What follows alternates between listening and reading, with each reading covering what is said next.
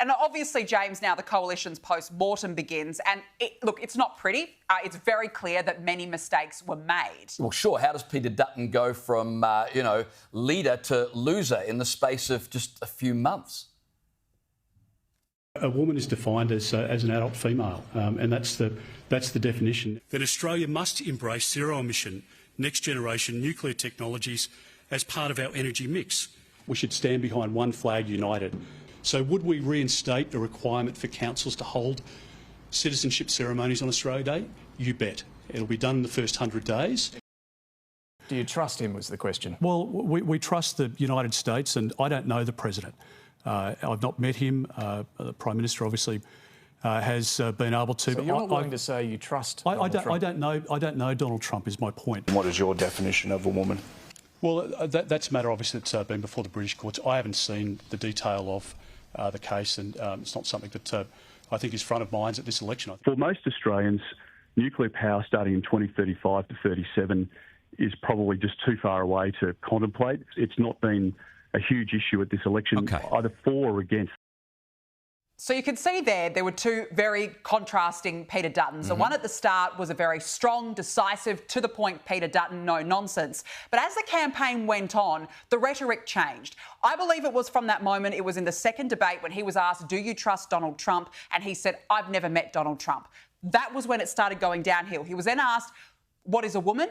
Couldn't answer that. And then on radio a couple of days ago, he was asked about the nuclear campaign and he said, well, we haven't discussed it much this campaign because it's further down the track. Well, hang on a second. Nuclear was a key policy, James, for the coalition, a key policy from the very, very beginning.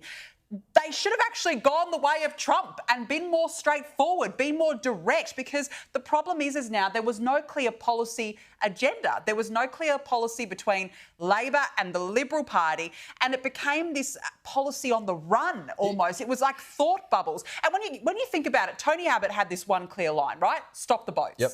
That was a clear line. That's what stuck in voters' minds. What did Peter Dutton have? Yeah, it was confusing. It was confusing. It was very, very wish-washy. And you can also combine that with a very left-wing media. The media asked Peter Dutton a raft of really dumb questions.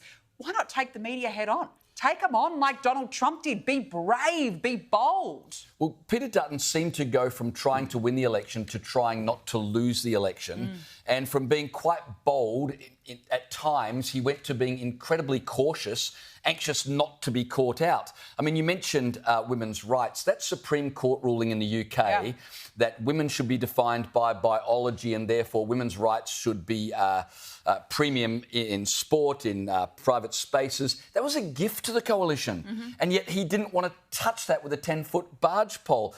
They were doing everything they could to avoid associating themselves with Donald Trump. And whether you like Trump or not, a lot of Trump's policies were similar to the coalition's. Doge, but then they stopped mentioning Senator Price dealing with government waste. Woke school curriculums, they talked about that. And then when asked what were they going to do, Peter Dutton said, we don't have any plans. So these were policy thought bubbles. They were ideas that then it seemed they became too afraid to expand on them. They retreated, and so they were left with get Australia back on track, which begs the question, back on track to what? And your guess is as good as mine as to what they ultimately stood for, aside from nuclear power in about 10 years from now. Correct. But the problem is that was a key policy. I mean, nuclear is a proven resource in places like the US and the UK. Why not just go with it? Go full on with it, as opposed to at the very end say, actually, no, what, we didn't talk about it because, well, it was a thought bubble down the road. I just thought it was really poor. And you mentioned Jacinta Nampijinpa-Price as well. She was very brutal last night in her description of what happened. This is what she said.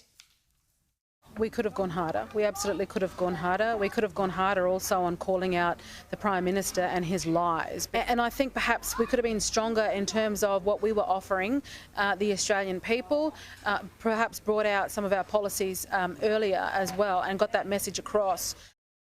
Peter Dutton tonight has lost his seat. With your embrace of Donald Trump, Make Australia Great Again, are you part of the reason for that loss? Oh, that's a big call, don't you think? I mean, you sling enough mud in an election, it sticks. And we did see a Prime Minister who absolutely misled the Australian people all the way through and was rarely called out for his conduct. And I think that's absolutely deceitful. But Jacinta, let's just talk about this. Let's just talk about this seriously. At a time when Donald Trump was sending shockwaves around the world. I'm talking about it seriously. It's not a smear campaign. I just want you to address it seriously, Jacinta. At the time that Donald Trump was sending shockwaves around the world, disturbing. So if you don't think that I'm addressing this seriously, I am addressing this deadly seriously, in that if you sling enough mud, it will stick. And absolutely, Labor, certainly the media, slung enough mud in terms of this particular issue